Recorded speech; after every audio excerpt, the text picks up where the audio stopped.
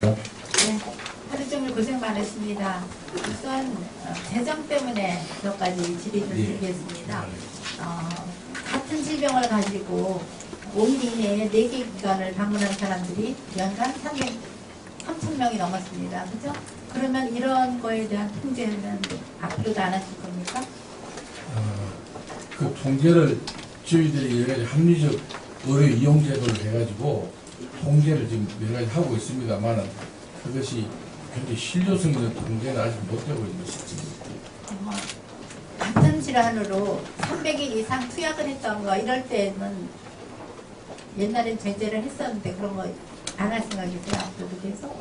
예, 앞으로는 저희들이 본인 부담금을 올린다든지 그렇게 그 여러 가지 실효적인 방안을 1년 365일보다 더 많은 약을 처방받았거나 샀다면 그거는 당연히 부담을 시켜야 된다고 생각을 하는데 검토를 심각하게 해주십시오.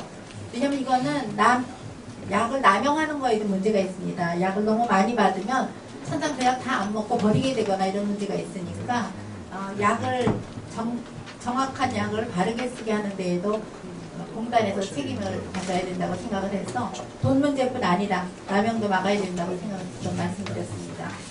네, 그 다음 두 번째 문제는요. 아까도 계속 다른 의원님들이 말씀을 하셨는데 행위별 수가 때문에 생기는 문제가 많습니다. 아시고 계시겠지만 서울에 몇 개 병원만 점검을 하더라도 같은 질환을 가지고 외래 갔을 때 진찰액 자체가 틀려집니다. 그런 거 아시죠? 뭐 A병원 가면 1년에 그 통계가 나옵니다. 그래서 통계 보시면 알겠지만 병원마다 다 틀립니다. 똑같은 질환을 가지고 진찰받았을 때 어떤 병원은 뭐 처음 갔을 때 20몇만 원인데 어떤 병원은 40몇만 원. 그런 거가 왜 발생한다고 생각하세요? 그래도 행위별 수가라든지 여러 가지. 예, 물론 의사 선생님 말씀은 내가 이런 검사가 필요해서 했다 그렇게 하면 됩니다. 나의 진료 재량권이니까. 하지만 공단 입장에서 볼 때는 이게 진료가 좀 더 뭐라고 표현해야 될까? 과잉 진료라고 그러면 화내겠지만 아무튼 과잉 진료 범주 내에 든다든지 그런 예측을 할 수가 있는 부분입니다. 그렇다면 이거를 수가를 이렇게 계속 무방비 상태로 나가는 건 전 문제가 있다고 생각을 합니다.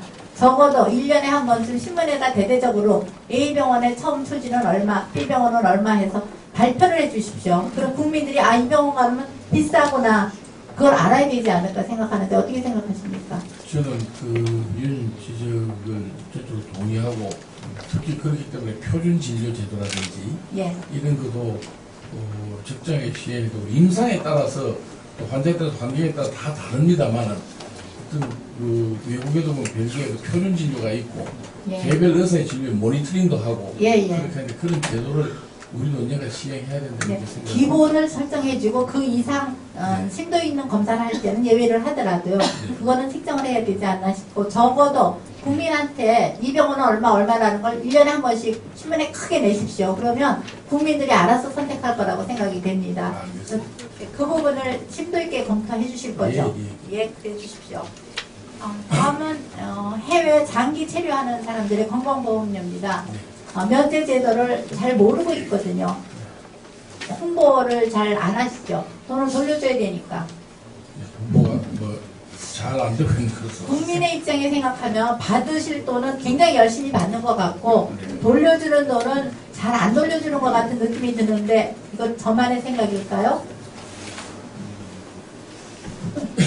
저희들이 해외 장기 체류를 제가 출국 시 일부 자료 오류가 발생해서 불가피하게 신고 환자에 한해 급여 정지 처리를 하고 있는데 저희들 이 문제를 좀 심도있게 검토를 하겠습니다. 심도 있게 검토해 봐주세요.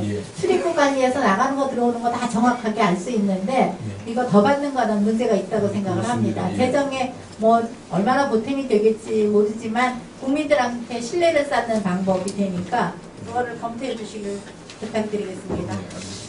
관계기관과 협의해서 개선을 검토하겠습니다. 다음은요. 여기 직원 중에서 국내 학술 연수 보내주십니다. 그러시죠? 학위를 받아오는 겁니까? 아닙니까? 그 석사 과정, 학사 과정을 해서 주로 뭐 의무상은 아닙니다만 학위를 또 받는 것으로 하고 있습니다. 학위를 받습니까? 근데 받는 1년은 것도 있고 안 받는 경우도 1년 가지고 학위를 받아올 수는 없는데요. 1년짜리는 예, 학위가 없습니다. 예, 비학위입니다. 예. 그런데 여기 보면은 2005년부터 계속 돼 있는데요. 서울대학교 보건대학원이 매해 한 번도 안 빠지고 있습니다. 서울대학교 보건대학원에 석사과정을 가는 건지 무슨 정책과정을 가는 건지 답해주세요. 석사 과정도 있고 정치과정도 있는 걸로 알고 있습니다. 그런데 이 사람도 공이 1년간 월급도 주시나요?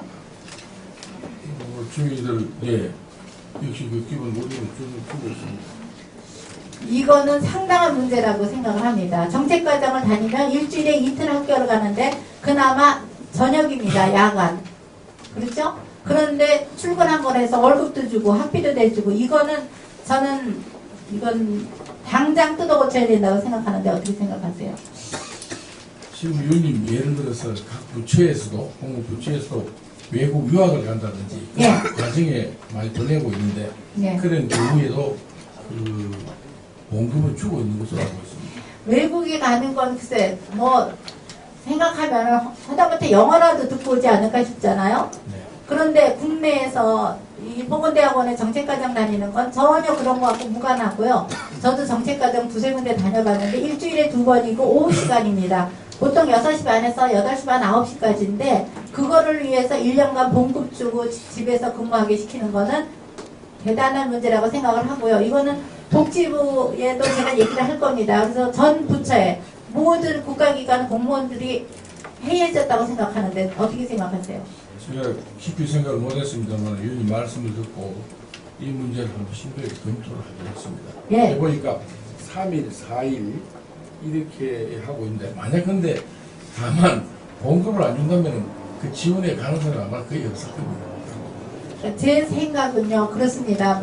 국가 돈을 받고 월급도 받고 그렇게 하면서 근무를 안 한다는 건 그리고 제가 아까 그래서 여쭤봤습니다. 학위를 받아오는 거라면 그래도 석사과정을 한다 그러면 뭐 일주일에 2일이나 3일 학교를 가야 하고 뭐 레포트도 많이 내고 이러는 거 있지만 정책과정 같은 데는 전혀 그렇지 않습니다.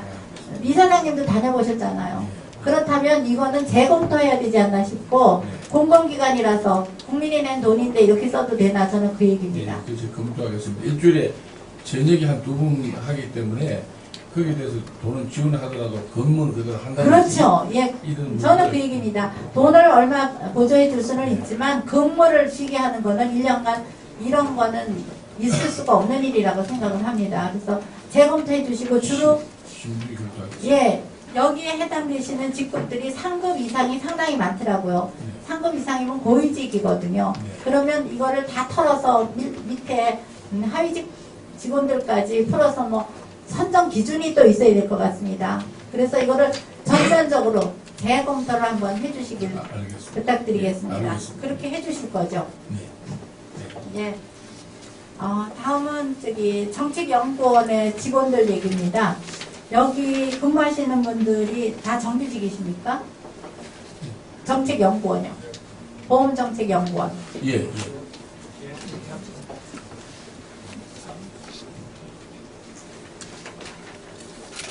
정규 직원이 아니고 계약 직원이시죠? 계약직입니다. 예, 3년 계약직입니다.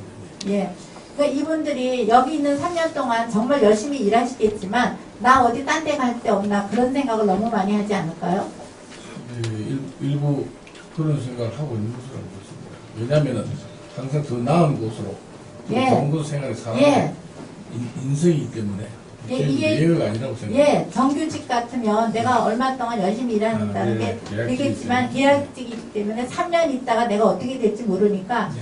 사람이 누구나 다 내가 갈 길을 생각할 거라고 생각을 합니다. 그래서 이분들 중에 일부라도 정규직과 함께 해서 경쟁도 하고 또 좋은 결론이 있으면 정규직도 해주고 그런 방법을 선택하시는 게 직원 관리에 훨씬 보탬이 되지 않을까 싶은데 이사장님 어떻게 저도 그 생각하십니까? 점에 있어서 상당히 갈등을 갖고 있습니다. 위원님 지적하신 대로 지 나름대로는 예, 뭐 참 여러 가지 많이 애끼고 저희들이 그런 대로 좀 꼭 있으면 되겠다는 사람들이 어느 날 돌연히 사직서를 제출하고 나가고 해서 굉장히 안타깝게 생각하는데 그렇기 때문에 이게 정규직화 하는 것이 필요하지 않느냐 네. 그래야만 소속감을 가지고 열심히 일하지 않겠다 그런 생각을 많이 갖고 있는데 오늘 의원님이 잘 일깨워줬기 때문에 검토를 신중히 하겠습니다. 신중하게 검토를 해주십시오. 예. 그리고 시간을 더 주시니까.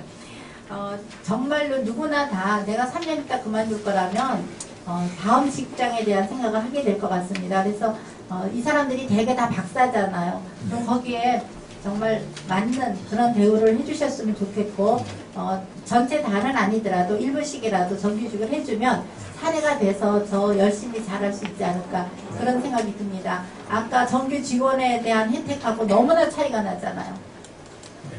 그래서 그 연수 보내는 것도 심각하게 생각해 봐 주시고 공단 스스로라도 한번 솔선수범해 주시면 좋겠습니다. 다른 데에 또 문제가 있겠습니다. 예, 다음 질의 때 하겠습니다. 예, 이해주의